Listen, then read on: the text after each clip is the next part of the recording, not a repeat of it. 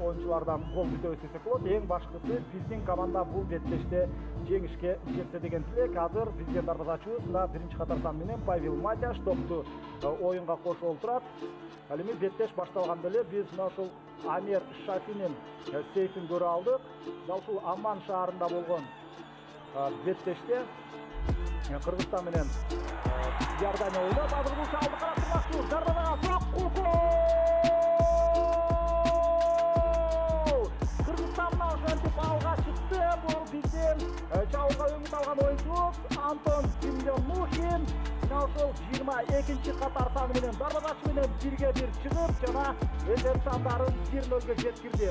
Жалпысынан мына ушул стандап алуу оюндарында Антон Семенухин буга чейин 3 гол жараткан. Бангладешке 2 гол, Тажикстанга 1 гол, 10 метрлик тоон теп, ал эми азыр ошентип оюндан Иорданиянын дарбазачысы Амир Шафини анын аракетин жокко чыгарып, бул беттештеги өзүнүн тайпалык оюндарындагы 4-голун жаратты жана